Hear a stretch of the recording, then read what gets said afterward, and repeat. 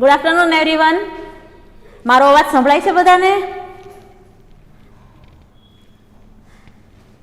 Message કરજો બેટા, સંભળાય છે? ઓકે. ગઈકાલે આપણે યુનિટ 2 અંગ્રેજીમાં unit 2 you love English don't you, આપણે એ પાઠ ભણતા હતા, બરાબર. આજે એ પાઠ આપણે કન્ટિન્યુ કરશું. તેમાં આજે મેં તમને કીધું હતું કે આવતીકાલે આપણે ગ્રામરમાં લેશું ક્વેશ્ચન ટેગ. તો ચાલો ગ્રામર કાઢજો બાલ મિત્રો. ગ્રામર પેજ નંબર 76, ગ્રામરમાં પેજ નંબર 76.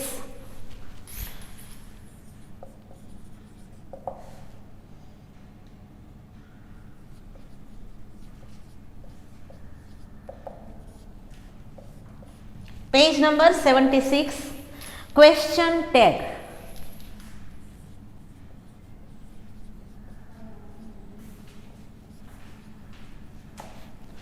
ક્વેશ્ચન ટેગ એટલે કે અનુપ્રશ્ન. ક્વેશ્ચન ટેગ એટલે અનુપ્રશ્ન, બરાબર. હવે આ ક્વેશ્ચન ટેગ છે તે વાક્યના અંતમાં મૂકવામાં આવે છે. ગઈકાલે આપણે એક્ટિવિટી 1 અને એક્ટિવિટી 2, બરાબર. ખાસ એક્ટિવિટી 2માં આપણે આ શીખાતા મેં તમને થોડી ઘણી માહિતી આપેલી હતી, બરાબર. હવે ગ્રામરમાં આપણે એને વિસ્તારથી જોઈએ. એમાં જુઓ, પેલું ઉદાહરણ આપેલું છે બાલ મિત્રો, ઉદાહરણમાં જોજો ગ્રામર બુકમાં. He is a doctor, isn't he? અહીંયા તમને હું સમજાવીશ સાથે સાથે. He is a doctor, isn't he? જો બાલ મિત્રો, ખાસ આપણે આમાં એક જ વસ્તુ ધ્યાન રાખવાની છે. પેલું તો શું, તો કે ક્રિયાપદ, બરાબર. ક્રિયાપદ અને પછી અહીંયા ડોક્ટર છે. હવે ડોક્ટર છે તે ગર્લ પણ હોઈ શકે અને બોય પણ હોઈ શકે, લેડીઝ પણ હોઈ શકે અને જેન્ટ્સ પણ હોઈ શકે. તમે શી અથવા હી કોઈ પણનો ઉપયોગ કરી શકો, બરાબર. હવે અહીંયા શું છે, પોઝિટિવ સેન્ટેન્સ છે, બરાબર. અફર્મેટિવ સેન્ટેન્સ, હકારાત્મક વાક્ય છે, બરાબર. હી ઇઝ અ ડોક્ટર, વિધાન વાક્ય આપેલું છે કે તે ડોક્ટર છે. આપણે તેનો અર્થ નથી ફરવા દેવાનો. આપણે એને પછી એનો અનુપ્રશ્ન સામેવાળી વ્યક્તિ પાસેથી હકારમાં જવાબ લેવા માટે આપણે એનો ક્વેશ્ચન ટેગ કરીએ છીએ, ઇઝન્ટ હી? શું તે નથી? તો એનો જવાબ શું આવે? તો કે યસ, હી ઇઝ. જો બાલ મિત્રો, ખ્યાલ આવ્યો? આ રીતે ખાસ ધ્યાન રાખજો. જે વાક્ય આપેલું હોય તે વાક્ય જો હકાર વાક્ય છે તો એનો ક્વેશ્ચન ટેગ નકાર બનશે, ઇઝન્ટ, બરાબર. ખાસ ધ્યાન રાખજો બાલ મિત્રો. એમાં જે ક્રિયાપદ અમુક વખત ઇઝ આવે, અમુક વખત વોઝ આવે, આર આવે, વેર આવે, બરાબર. આ રીતે જુદા જુદા તમને ક્રિયાપદો ત્યાં જોવા મળશે, બરાબર. પણ એ ક્રિયાપદની સાથે નામને જોડવાનો છે, પણ કયું? સર્વનામ જોડવાનું છે, કોઈ વ્યક્તિનું નામ નહીં, બરાબર. અહીંયા ડોક્ટર છે તો ડોક્ટરની ઇઝન્ટ ડોક્ટર, ના, ધીસ ઇઝ નોટ રાઈટ, બરાબર. ઇઝન્ટ હી, ઇઝન્ટ શી, કંઈ પણ તમે મૂકી શકો, બરાબર. બીજું જોઈએ, you have a new pen. બીજું ઉદાહરણ જુઓ બાલ મિત્રો. આ તમારે પેલામાં લખેલા જ છે એટલે ખાલી તમારે સમજવાનું જ છે, okay. You have a pen, you have a pen. હવે તમે જુઓ છો આ વાક્ય કેવું છે? હકાર વાક્ય છે. તમારી પાસે પેન છે, બરાબર. તો એનો આપણે ક્વેશ્ચન ટેગ કરશું. પહેલો અક્ષર કેપિટલ કરશું, હેવન્ટ યુ? શું તમારી પાસે નથી? આ રીતે એનો પ્રશ્ન બની શકે. પછી એનો જવાબ શું આવે?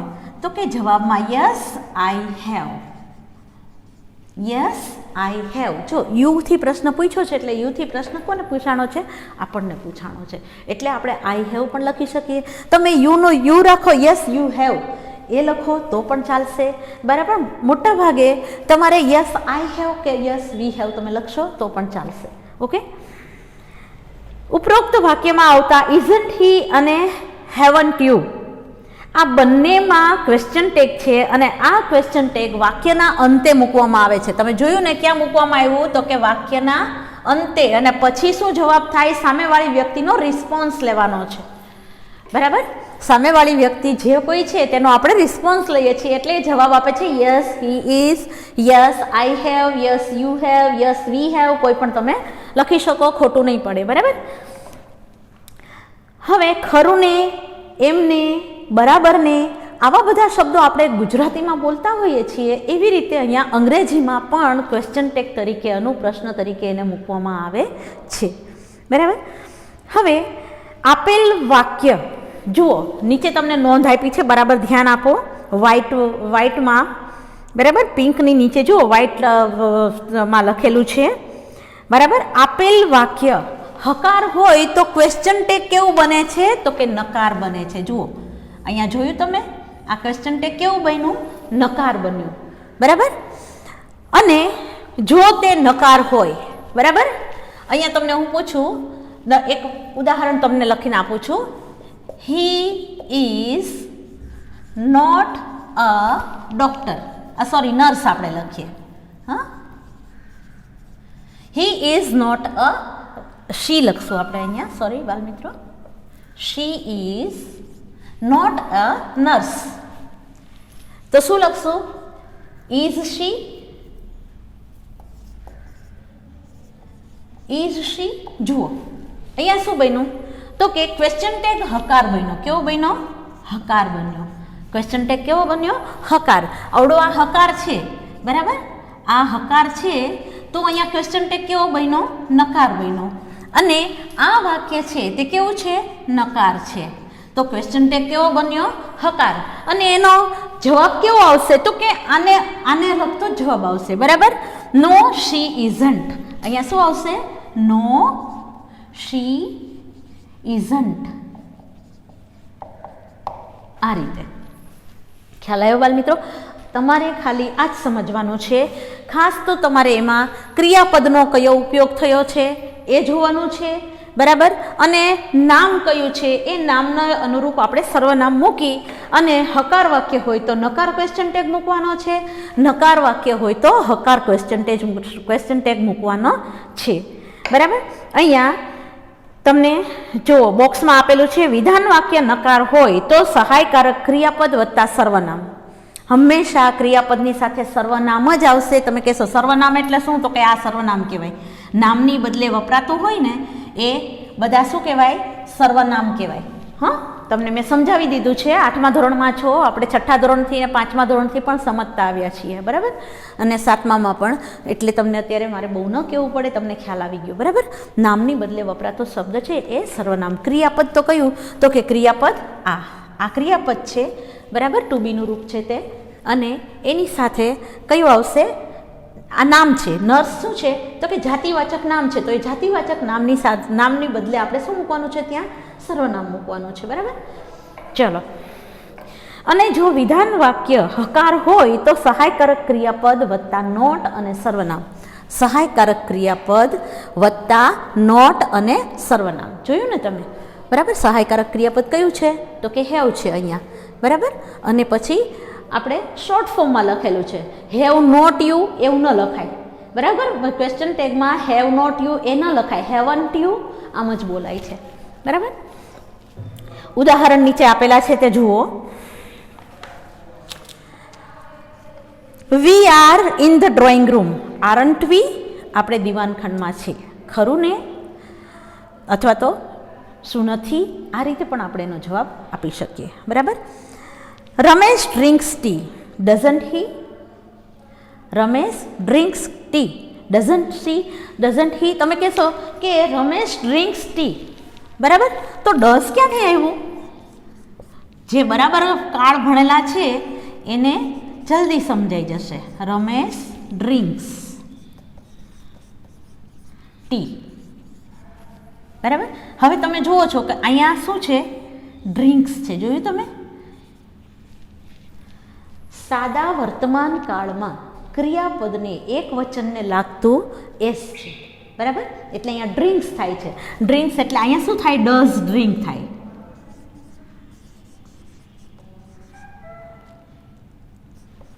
બરાબર. ડઝ વત્તા ડ્રિંક અથવા તો ડ્રિંક વત્તા ડઝ તમે કોઈ પણ લખી શકો. બરાબર. એટલે આ વાક્ય છે તે કેમ પૂરું થાય છે? તો કે આનો અર્થ થાય છે પીવે છે. બરાબર, રમેશ ચા પીવે છે. હવે અહીંયા શું છે તો કે એસ લાગેલો છે, તો એનું આપણે ક્વેશ્ચન ટેગ કેવી રીતે મૂકશું તો કે ડઝન્ટ હી, ડઝન્ટ હી. શું કામ ડઝન્ટ હી આવ્યું તો કે અહીંયા એસ લાગેલો છે, બરાબર, અહીંયા એસ લાગેલો છે એટલે ડઝન્ટ હી તમારે એ ઓળખવાનું છે, બરાબર. વાક્ય કયા કાળનું છે એ ઓળખવાનું છે, એમાં સહાયકારક ક્રિયાપદ કયું આવેલું છે. આની અંદર સાદા વર્તમાન કાળનું સહાયકારક ક્રિયાપદ એક વચનનું જે ડઝ આપેલું છે, ત્રીજો પુરુષ એક વચનનું ડઝ ક્રિયાપદ છે તે આની અંદર સમાયેલું છે, એટલે અહીંયા આપણે ડઝન્ટ હી એ આપણે મૂકેલું છે, બરાબર. પછી એવી જ રીતે હું તમને કહું કે ધે પ્લે ગેમ, તેઓ રમત રમે છે, બરાબર. હવે તમે એમ કહેશો કે ટીચર અહીં તો પ્લે છે, અહીંયા તો એક ક્રિયાપદ છે જ નહીં. ના, એવું નથી, ક્રિયાપદ આની અંદર જ સમાયેલું છે. શું કામ તો કે વર્તમાન કાળમાં બહુવચનની સાથે કયું ક્રિયાપદ વપરાય છે તો કે મૂળ ક્રિયાપદ વપરાય છે. મૂળ ક્રિયાપદ કયું તો કે પ્લે. તો એના માટે આપણે ડુ ડઝનું ક્રિયાપદ, જેમ અહીંયા ડઝનું ક્રિયાપદ લીધું તો બહુવચન માટે શું આવે છે તો કે ડુ આવે છે, એટલે ડોન્ટ ધેય. ખ્યાલ આવ્યો બાલ મિત્રો? ડોન્ટ ધેય, જુઓ આ રીતે ખ્યાલ આવ્યો તમને? Don't they, okay. તો આ છે તે ક્રિયાપદની અંદર જે સહાયકારક ક્રિયાપદો છે તેને તમારે ઓળખી શકશો તો જ તમને ક્વેશ્ચન ટેગ આવડશે, અધરવાઇઝ નો, બરાબર. ધેય પ્લે ગેમ, તેઓ રમત રમે છે, બરાબર. તો શું થશે? ડોન્ટ ધેય, શું તે ખરું ને, અથવા તો શું તે નથી રમતા, અથવા તો ખરું ને, બરાબર ને, કોઈ પણ આપણે લઈ શકીએ, બરાબર. તો આ છે તે આપણા જે સહાયકારક ક્રિયાપદ સાથે ક્વેશ્ચન ટેગ બનાવવાના બધા રૂપો છે તે છે, બરાબર. હવે Vishwa is not thin, Vishwa is not thin, is she જે આપણે અહીંયા મૂકેલો છે ને, જો ઇઝ શી, તમે જોયું she is not a nurse, is she શું આવ્યું તો કે આ નકાર વાક્ય છે, એટલે અહીંયા શું આવ્યું તો કે ક્રિયાપદની સહાયકારક ક્રિયાપદની સાથે સર્વનામ આવ્યું, બરાબર. સહાયકારક ક્રિયાપદની સાથે સર્વનામ આવ્યું અને પછી પાછળ એનો આપણે આન્સર મૂકીએ તે આને લગતો હશે, બરાબર. એ વાક્યને સાતત્યતા એ જાળવી રાખે છે, બરાબર, જેનો જવાબ છે તે, બરાબર. હવે બાલમિત્રો અહીંયા ક્વેશ્ચન ટેગના રૂપો આપેલા છે, વિધાન વાક્ય અને ક્વેશ્ચન ટેગની શરૂઆત, બરાબર, તમને આપેલા છે. આ તમારે એકવાર આજે તમારી CW લખવાના છે, બરાબર. વિધાન વાક્ય, જો વિધાન વાક્યમાં ટુ બીના રૂપો એમ ઇઝ આર વોઝ વેરનો ઉપયોગ થતો હોય તો ક્વેશ્ચન ટેગની શરૂઆત કેવી રીતે થાય છે એ આપણને નીચે આપેલું છે. જેમ કે ઇઝ તો ઇઝન્ટ, આર તો આરન્ટ, વોઝ તો વોઝન્ટ, વેર તો વેરન્ટ, એમ તો એન્ટ અથવા આરન્ટ, બરાબર. AINT અથવા તો આરન્ટ, બરાબર. આ રીતે એનો ઉપયોગ થાય છે, બરાબર. એકવાર તમારે CW નોટમાં લખવાના છે, બરાબર. પછી આપણને ઉદાહરણ આપેલા છે બાલમિત્રો કે Ramesh is an engineer, isn't he, બરાબર. આ ઉદાહરણ બધા તમે વાંચી લેજો, બરાબર. ઉપરોક્ત વાક્યોમાં વિધાન વાક્યો હકાર છે, તેથી તેને અનુરૂપ ક્વેશ્ચન ટેગ નકાર છે. ખાસ ધ્યાન રાખજો, વિધાન વાક્ય જ્યાં હકાર હશે ત્યાં ક્વેશ્ચન ટેગ કેવું હશે? નકાર હશે, અને વિધાન વાક્ય નકાર હશે ત્યાં ક્વેશ્ચન ટેગ હકાર હશે, યાદ રાખજો, બરાબર. પછી હવે એની નીચે જો ઉદાહરણ આપેલા છે બીજા, Sheela is not a nurse, is she, Sheela પરિચારિકા નથી, ખરું ને, બરાબર. હવે અહીંયા તમે જોશો કે not a nurse, not a nurse, Sheela is not, અહીંયા ઇઝ નોટ આવેલું છે બાલમિત્રો. તો આ કેવું વાક્ય થયું? સહાયકારક ક્રિયાપદ પછી નોટ મૂકેલું છે, તો આ નકાર વાક્ય થયું, બરાબર. આ વિધાન વાક્ય છે તે કેવું છે? નકાર છે, તો એનો ક્વેશ્ચન ટેગ કેવો બનશે? હકાર, ઇઝ શી, ખરું ને, બરાબર. આ રીતે આવશે. એનો જવાબ શું આવે? નો શી ઇઝન્ટ, ના તે નથી, બરાબર. ત્યાર પછી હવે ખાસ આપણે એ એક નોંધ યાદ રાખવાની છે કે વિધાન વાક્ય આઈ એમથી શરૂ થતું હોય તો ક્વેશ્ચન ટેગ એન્ટ થાય, AIN અને T, એન્ટ, બરાબર. અને આરન્ટ, અથવા તો એન્ટ નહીં થાય તો આરન્ટ થશે, બરાબર. જો વિધાન વાક્યને શરૂઆત આઈ એમ નોટથી થતું હોય તો MIનું MI જ રહેશે. નકાર વાક્ય હશે આઈની સાથે આઈ એમ નોટ, એવી રીતે નકાર વાક્ય હશે તો શું આવશે એનો ક્વેશ્ચન ટેગ MI, બરાબર, તો એનું એ જ રહેશે. પણ જો હકાર હશે તો શું થશે?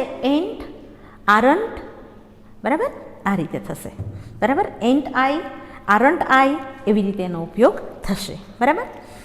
જો વિધાન વાક્યમાં ટુ હેવના રૂપો હેઝ, હેવ કે હેડથી થતું હોય તો ક્વેશ્ચન ટેગની શરૂઆત ટુ હેવના રૂપથી જ તે એટલે કે હેઝ, હેવ કે હેડથી જ કરવાની થશે, બરાબર. મેં તમને અહીંયા દેખાડ્યું હતું કે જુઓ, you have a pen, haven't you, જોયું ને તમે?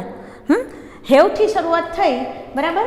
સર્વનામની બાજુમાં હેવ લાગેલું છે તો અહીંયા આપણે હેવન્ટ, હેવ વત્તા નોટ વત્તા સર્વનામ, બરાબર. જો વિધાન વાક્ય હકાર હોય તો ક્વેશ્ચન ટેગ નકાર બનશે અને નકાર હોય તો ક્વેશ્ચન ટેગ કેવો બનશે? હકાર બનશે, બરાબર. અહીંયા તમને ઉદાહરણ આપેલા છે. હેઝ તો હેઝન્ટ, હેવ તો હેવન્ટ, હેડ તો હેડન્ટ, બરાબર. આ રીતે. હવે નીચે આપણે જોઈએ, અજીત હેઝ અ બુક. અજીતની પાસે ચોપડી છે. અજીતની પાસે ચોપડી છે અથવા તો પુસ્તક છે. હેઝન્ટ હી, ખરું ને? You haven't a pen. You haven't a pen, તમારી પાસે પેન નથી. હેવ યુ, બરાબર ને? છે કે? એવી રીતે આપણે પ્રશ્ન કરી શકીએ, બરાબર. This dog has a short tail, hasn't it. જો અહીંયા ડોગ છે, બરાબર મિત્રો, નિર્જીવ વસ્તુ, વનસ્પતિ, પ્રાણી કે પશુ પક્ષી, એ કોઈને માટે આપણે સર્વનામ વાપરવું હોય, એકવચન હોય તો આપણે ઈટનો ઉપયોગ કરીએ છીએ, બહુવચન હોય તો ધે, બરાબર. ખ્યાલ આવ્યો ને બધાને? The lioness hasn't a mane. The lioness hasn't a mane, કે સિંહણને કેશવાળી હોતી નથી, બરાબર ને? હેઝ શી, બરાબર ને? અહીંયા એવું કહેવામાં આવ્યું છે એટલે આપણે શું કહેશું? No, she it hasn't, no it hasn't, બરાબર. અથવા તો અહીંયા જાતિ આપેલી છે, નારી જાતિ આપેલી છે તો આપણે શી પણ લખી શકીએ, ભલે એ પ્રાણી છે. ઈટ લખશો તો પણ ખોટું નથી પડવાનું અને શી લખશો તો પણ ખોટું પડવાનું નથી. શું કામ? તો કે અહીંયા લાયોનેસ આપણને જાતિ આપેલી છે, બરાબર, એટલા માટે.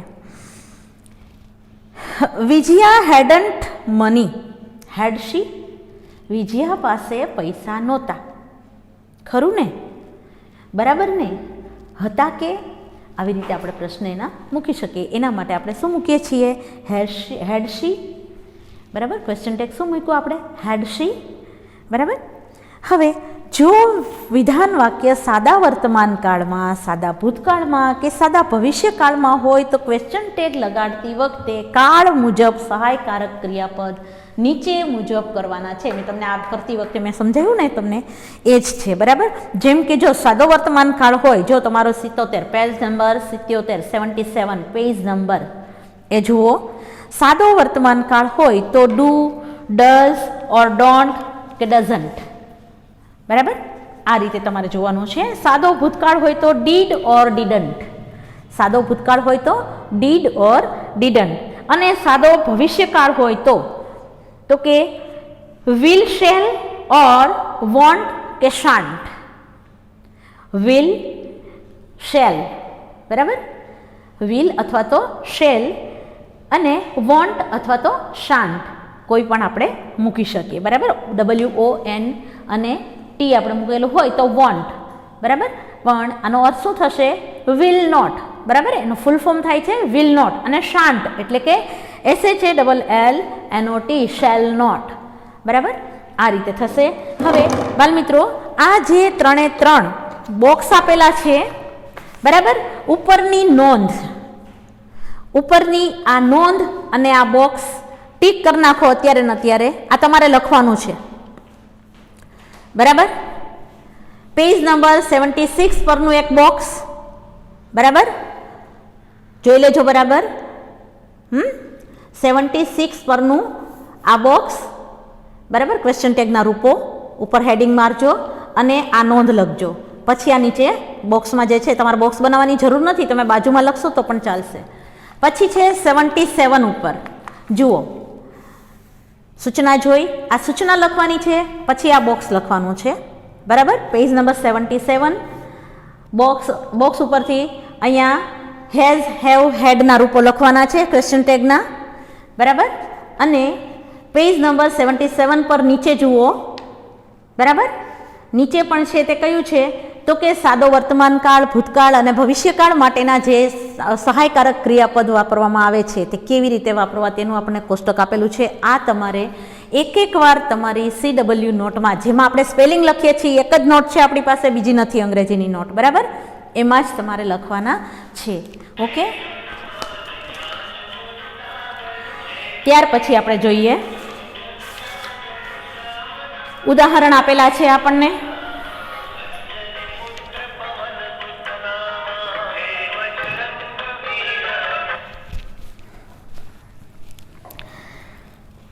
ઉદાહરણ આપણને આપેલા છે પેજ નંબર 78 ઉપર જુઓ બાલ મિત્રો.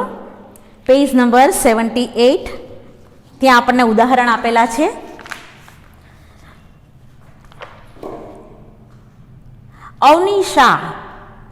Avnish Shah teaches English, doesn't he? Avnish Shah અંગ્રેજી શીખવે છે.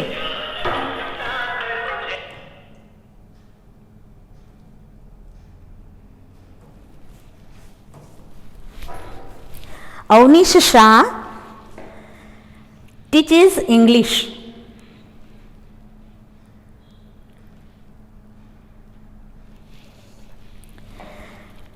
doesn't he? તે ખરું ને કે અવનીશ શાહ અંગ્રેજી શીખવે છે, ખરું ને? You don't know me, do you? તમે મને નથી ઓળખતા અથવા તો નથી જાણતા, ખરું ને? Richa went to office by bus, didn't she? Richa ઓફિસે બસમાં ગઈ, ખરું ને? He told the truth, didn't he? તેણે સત્ય કહ્યું, નહીં કે?